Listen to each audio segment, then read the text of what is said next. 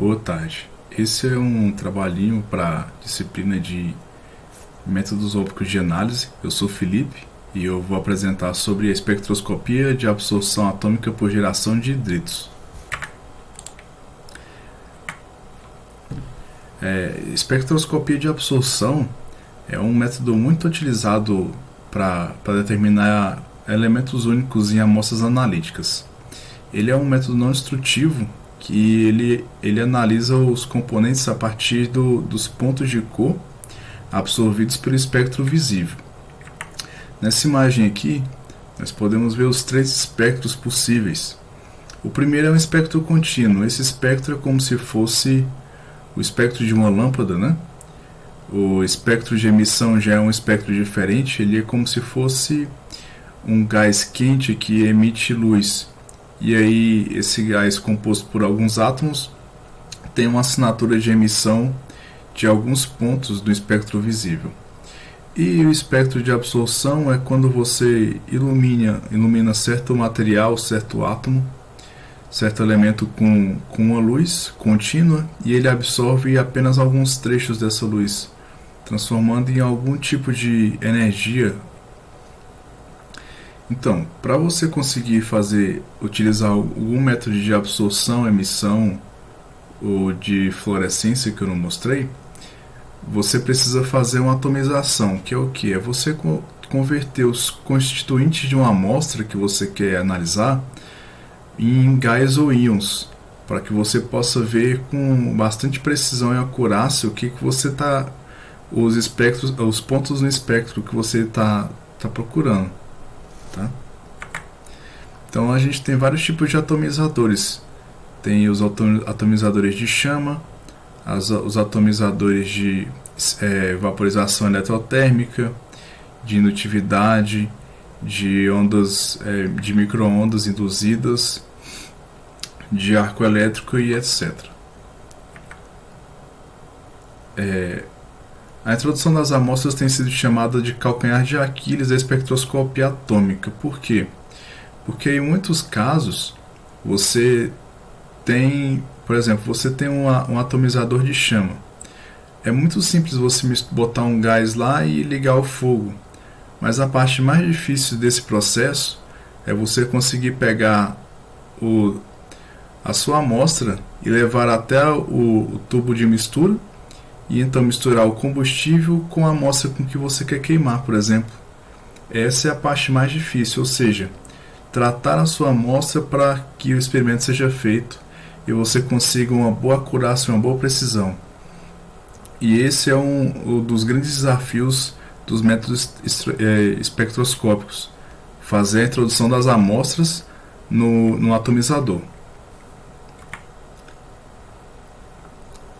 Em alguns tipos de amostras isso é mais simples. Por exemplo, em amostras de gás são bem mais simples do que as amostras sólidas. Isso nós vamos ver agora nos métodos de introdução de amostras. Eu tenho aqui alguns atomizadores que são os atomizadores contínuos, que vão ser os atomizadores de plasma, chama e alguns outros que eu vou mostrar. E temos exemplos de atomizadores discretos, como o atomizador eletrotérmico. Aqui nessa tabela a gente está vendo aqui a introdução de algumas amostras, alguns métodos de introdução de amostra na espectroscopia atômica. Temos a nebulização pneumática, que é uma das mais primitivas, né? Ela e a ultrassônica. Temos a vaporização eletrotérmica, que também é primitiva. Um método novo, e o que nós vamos discutir aqui, é a geração de hidritos. Tem também a inserção direta, a ablação a laser, a ablação de arcos, entre outras. Essas técnicas de geração de hidrito fornecem um método de introdução de amostras contendo arsênio, antimônio, estanho, selênio, bismuto e chumbo em um atomizador de gás, ou seja, a geração de hidrito é um processo em que você transforma a sua amostra, ou seja, o seu elemento, no caso, a gente vai trabalhar muito com arsênio, você transforma uma molécula que contém arsênio ou o próprio arsênio em um hidreto em forma de gás. a, só que tem um problema. Geralmente esses materiais que são gerados, eles são materiais tóxicos. Por exemplo, na geração dos hidretos você vai gerar alguns materiais tóxicos, e essa é uma das grandes limitações desse método, porque você tem que ter uma boa proteção mesmo utilizando quantidades bem baixas de amostra. O que são hidretos, afinal? Os hidretos são compostos inorgânicos hidrogenados que apresentam o hidrogênio como elemento mais eletronegativo, ou seja, um ânion com estado de oxidação -1.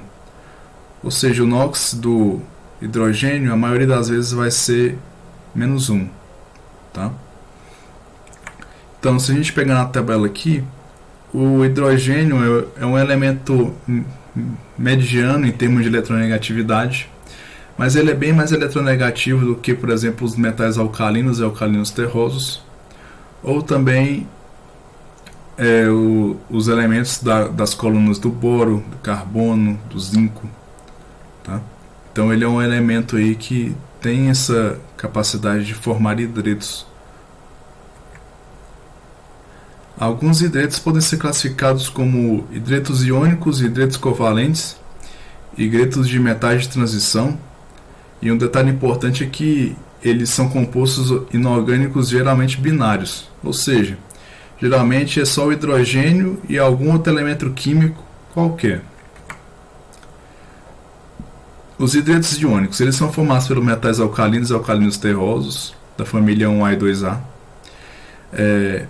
As evidências que você sabe esse caráter iônico dos hidretos são que quando eles são fundidos, eles conduzem corrente elétrica, e os demais eles se decompõem antes de alcançar o ponto de fusão. Eles serem submetidos a uma eletrólise, eles dependem de gás de hidrogênio no anodo também, e são substâncias altamente reativas. Isso porque os metais alcalinos e alcalinos terrosos são muito reativos, mesmo em ácidos muito débeis como a água, por exemplo. Agora você deve estar vendo aí na tela, devo ter cortado o vídeo, você deve estar vendo um rapaz colocando um pouco de potássio, que é um metal alcalino, na água. Você pode ver que ele tem uma reação muito rápida e muito forte, que gera algumas faíscas de chama ao fazer um contato de uma pequena amostra com a água. Os hidretos covalentes são hidretos formados pelos elementos do bloco P, ou seja, o boro, o alumínio e o berílio. Esses hidretos nós vamos trabalhar muito na introdução de amostras por geração de hidretos. E esses hidretos de metais de transição, para a gente não tem muita importância. Eles são moléculas de hidrogênio que se dissociam dos átomos de hidrogênio e entram nos buracos de um retículo cristalino do metal, os chamados sítios intersticiais, né? Esses hidretos geralmente não são estequiométricos como os hidretos covalentes e iônicos, ou seja, eles não têm um cálculo muito certinho no balanceamento químico, né? Tá. Quais são os passos para eu poder gerar um hidreto, na verdade? O primeiro passo de todos é que a solução tem que ser tratada com agente de redução, após a acidificação, para gerar um hidreto covalente volátil. Ou seja, você tem o ácido, e a partir desse ácido você vai conseguir criar uma reação e gerar um hidreto. O segundo passo é você tomar esse hidreto que você gerou, que vai estar na forma de gás, e varrer ele para fora do vaso de geração usando uma corrente de gás, geralmente é argônio ou nitrogênio, para um reservatório de átomo ou uma fonte de excitação espectroscópica. E o terceiro passo é que o hidreto ele é decomposto em átomos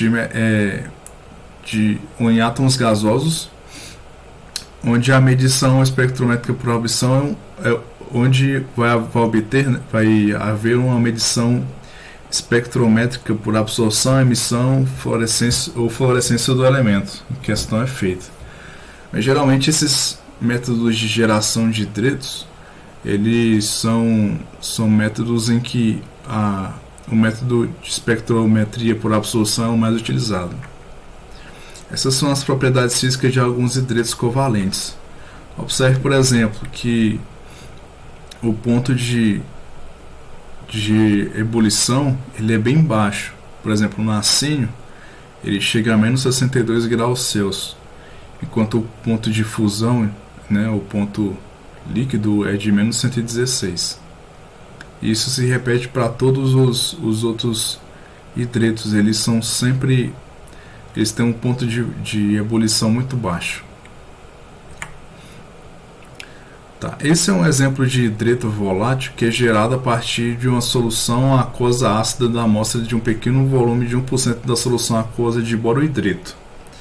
Ou seja, aqui a gente tem uma solução aquosa de borohidreto, e essa solução ela é um ácido que vai reagir com arsênio aqui desse outro lado, e a partir disso aqui ele vai gerar alguns elementos interessantes, como a água e mais alguns elementos, e entre outros o nosso composto de interesse.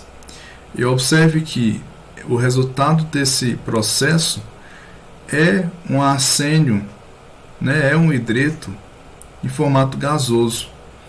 Isso significa que, ao fazer essa reação com esse ácido, nós conseguimos gerar um hidreto arsênio no formato gasoso, e é um hidreto extremamente limpo, né, na qual a gente já pode pegar ele aqui e introduzir no nosso atomizador.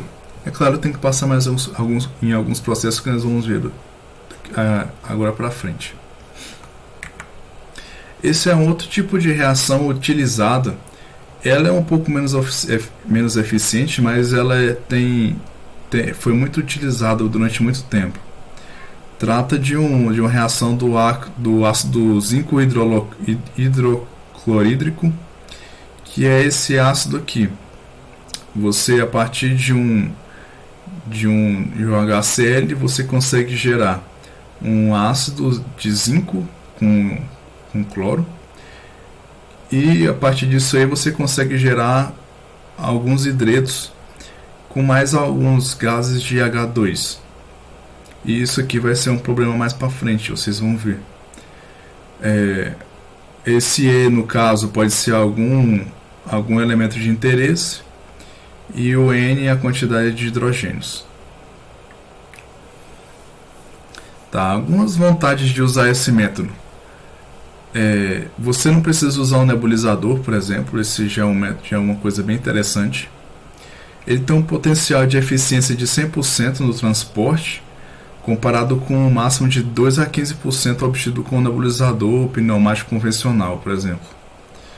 E a introdução, ele é introduzido de um meio homogêneo, né, dentro do atomizador, ou seja, você vai ter garantido que a sua amostra que está sendo introduzida no atomizador é uma amostra pura, né?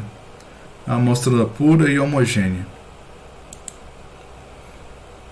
Desde que gerados, os hidretos formados pela redução devem ser manipulados de alguma forma. Geralmente, como eu falei, ele é varrido da solução por uma corrente de gás argônio, nitrogênio ou hélio. Mas tem algumas outras formas de fazer isso. Tem um método chamado método coletor. Na literatura eles abordam dois jeitos de realizar esse modo. Um deles é você colocando um balão de borracha, e aí no pico de eficiência, né, no pico onde eu tenho uma maior quantidade de reação, eu consigo captar por um breve tempo esses gases a partir de um balão de borracha. Um outro método um pouco mais eficiente, mas que vai nos gastar mais energia, é um método utilizando um tubo de grafite no formato de GU. Esse tubo de grafite que vocês podem ver aqui, ele é um tubo de grafite que ele está sendo resfriado à temperatura de nitrogênio líquido. Ou seja, você tem aqui o processo de transformação em hidreto, né? Ele sobe em formato gasoso, e aqui no tubo ele se transforma em um líquido, na qual você pode retirar daqui, né? e transportar para o seu atomizador, que é uma coisa bastante interessante, mas que demanda muita energia, né? Nitrogênio líquido é sempre muito difícil de trabalhar. Tem outras formas ainda de transporte de hidretos, como a transferência direta, que é do jeito que está aqui, eu não passo por nada, por nenhum tubo nem nada, e daqui direto desse tubo aqui, já depois da geração do hidreto, eu já mando direto para o atomizador. Essa é a transferência direta. E outros sistemas automatizados, como por exemplo, tem alguns sistemas em que você usa algumas bombas peristálticas, né, que são aquelas bombas que apertam a mangueira e aí vão empurrando. Também tem alguns outros métodos, como o método por pressão de reagente, né? São outros métodos que são pouco abordados, que não têm tanta relevância atualmente. Tem uma variedade e agora vamos entrar no método de atomização, né? Vai sair um pouco do tema, mas é interessante conhecer alguns. Temos uma variedade de técnicas espectroscópicas atômicas que se acoplam à geração de hidreto. Algumas delas são métodos de espectroscopia de chama, atomizadores de chama em tubo, os atomizadores de tubo de quartzo aquecido por chama e os atomizadores de forno grafite. O primeiro deles é o mais simples e mais utilizado, e o mais barato também, né? Que é o por chama. Aqui você pode ver uma chama simples, ela é formada por 3 regiões. Uma região primária, que é a região mais quente, uma região secundária, que é a região um pouco mais fria, e uma região terciária, que é a região mais fria de todas. A região secundária e a região interzonal, e essa região aqui é a região onde nós capturamos os espectros luminosos, porque ela é a região onde se tem mais equilíbrio termodinâmico. Aqui a gente tem outro tipo de atomizador de chama. Ele utiliza um método de nebulização, só que ele é um pouco mais interessante. Essa chama, ao invés de ser uma chama simples como essa aqui de isqueiro, essa chama aqui ela é uma chama laminada, ou seja, ela tem um pouco mais de... Ela espalha o fogo por toda essa lâmina, o que permite capturar um pouco melhor os espectros emitidos pelos átomos, absorvidos pelos átomos, né? Aqui eu tenho um problema em utilizar os hidretos. Lembre-se que no início eu falei que os hidretos, ao serem formados, eles geram também muitos gases de hidrogênio. Esses gases hidrogênios, em reação com a chama, fazem uma grande perturbação nela. E isso é bem ruim para o detector de espectro. Esse é um dos motivos de não se usarem tanto a atomização por chama com hidreto. É um método não recomendado por causa da geração dos hidrogênios. Para quem não sabe, o hidrogênio ele é um gás altamente inflamável. Aqui está um outro tipo de atomização, que é a atomização por tubo de quartzo. Aqui é um processo bem simples. Você tem um tubo de quartzo que a amostra vai passar por ele, né, para ser introduzida no atomizador, e esse tubo de quartzo ele é aquecido. Aqui a gente tem uma vantagem de que você vai aquecer, vai atomizar o hidreto, mas o hidrogênio não vai queimar. Então, ou seja, você não tem perturbação. Em alguns casos, aqui no final, nós temos uma seção de resfriamento por gás nitrogênio, mas só em alguns casos. E esse aqui, o método de absorção de quartzo, de tubo de quartzo, né, é um método mais utilizado para esse tipo de introdução por geração de hidreto. Esse aqui é um outro tipo, é um forno de grafite. Esse forno aqui ele é altamente aquecível. O princípio dele é quase igual ao do tubo de quartzo, mas a diferença é que ele aquece a uma temperatura muito mais alta. Esse forno de grafite ele aquece a uma temperatura média de 2.700 graus Celsius. Então, ou seja, ao passar aqui o gás, você tem uma geração, você tem uma atomização muito boa da sua amostra, que torna o método espectroscópio bastante preciso. Bem, eu agradeço você ter assistido até aqui, é a minha primeira vez. Se você tiver alguma dúvida ou alguma recomendação, pode entrar em contato comigo. Até mais.